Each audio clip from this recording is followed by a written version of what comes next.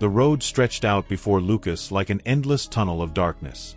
The trees formed a dense wall on both sides of the asphalt, their twisted branches like bony fingers intertwining in the night sky. The headlights cut through the low-lying fog that spread across the ground, moving lazily like smoke rising from the earth. The clock on the car's dashboard read 11:47 p.m. He should have arrived home at least an hour ago, but something seemed wrong. The journey never ended. The sound of the engine was the only noise that filled the solitude of the road. Not even the crickets, always present inside, dared to interrupt the suffocating silence of that night. Lucas gripped the steering wheel, his fingers stiff, feeling a light layer of cold sweat forming on the back of his neck. He had driven down that road countless times before, but something about it seemed different now. As if he were crossing a place that did not belong to the normal world. The radio began to emit a low, static hum, oscillating between silence and distant noises.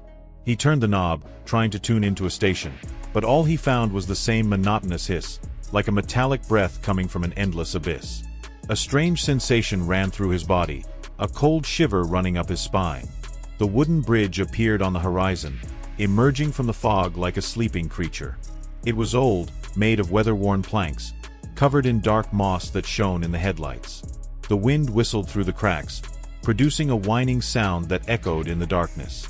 Lucas slowed down. An unsettling feeling took hold of him.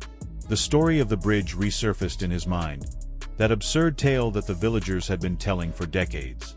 The woman on the road.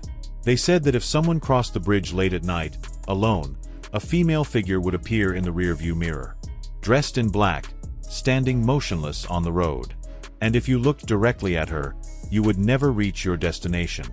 Lucas had never been the type to believe in such stories. But now, sitting in his car, about to cross the bridge, he felt something primal stirring inside him. An ancient, irrational fear, as if his very soul recognized the danger before his mind could process it. The tires touched the wood of the bridge. The world went silent. The air seemed to grow heavy inside the car, as if an invisible force was pressing down on his lungs. The wind stopped blowing. The radio, which had been hissing, turned off by itself. And then, he saw her. In the rearview mirror, a silhouette formed. A woman, standing in the middle of the road. Lucas's heart raced. His fingers dug into the steering wheel, and his breathing became short and irregular. The blood in his veins seemed to cool instantly. The dark silhouette remained motionless, but there was something about it that caused an overwhelming terror, something that Lucas's mind could not fully comprehend. He blinked. The woman was closer. Her body seemed surrounded by a fog, as if she didn't belong entirely to that plane of existence. Her bare feet touched the cold asphalt, but they didn't leave any shadows under the headlights. Her black dress fluttered, even without the wind. Lucas forced himself to look ahead, but the rearview mirror seemed to exert a strange magnetism on him. His eyes wanted to go back, wanted to check if she was still there. Curiosity, mixed with fear, created a battle inside him. The road seemed to have disappeared. Time and space were falling apart around him, and the bridge seemed to stretch out infinitely, as if he would never be able to cross it. Something was wrong. He wasn't moving anymore. The car's engine roared, the speedometer indicated that the tires were spinning, but the bridge didn't end. It was as if he were trapped in a fragment of time, a lapse from which he would never escape. The rear-view mirror shook. The thin crack appeared in the glass, growing like spider webs spreading. The smell of wet earth and rust invaded the car, penetrating his nostrils, becoming almost suffocating. Lucas squeezed his eyes shut. He couldn't look. He couldn't give in. But the rearview mirror was there, and the woman was getting closer and closer. Lucas's mind began to fail. He felt as if he were being pulled to a place that did not belong to the real world, as if the road were falling apart beneath his wheels, dissolving into something unknown. The sound around him was distorted, as if time were oscillating, slowing down and speeding up without any logical pattern. The rearview mirror was now covered by a thick crack. The image of the woman seemed distorted, as if she were oscillating between different states of existence. Her face was still hidden, but he felt that, at any moment, she could turn her head. And if that happened, he knew there would be no going back. The reality inside the car began to unravel. The shadows gained movement. The dashboard flickered. The sound of something scratching the bodywork echoed through the night. Lucas tried to scream, but his voice would not come out.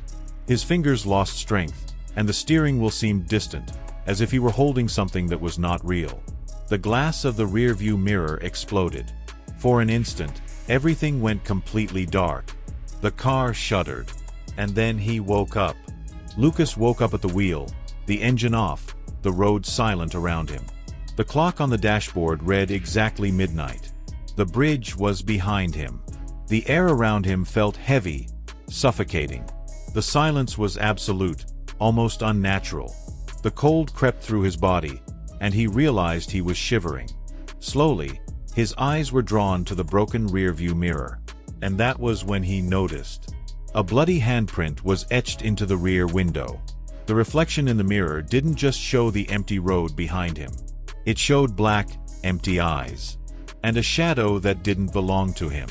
The silence was absolute.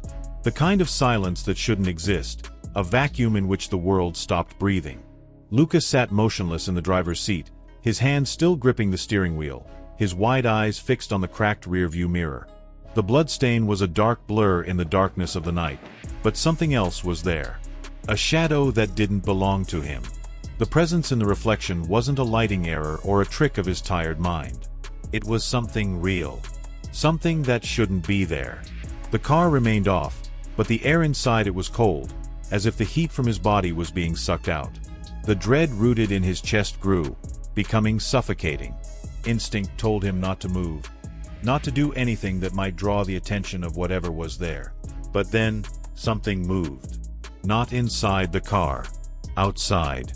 The window glass began to fog up, as if a cold breath was spreading over it. First a small circle, then a slow expansion, until it covered almost the entire surface. And then, the marks appeared. Fingers. Slender, elongated fingers pressing against the glass. First one hand. Then another. They slid across the glass, as if something was trying to find a way through. Fear tightened his chest, compressing his ribs. His lungs seemed incapable of drawing in enough air. Then, as if time itself was folding around him, his fingers began to scratch the glass. Lucas wanted to run. He wanted to run. But his body was petrified, hostage to his own mind, which insisted on denying what it saw.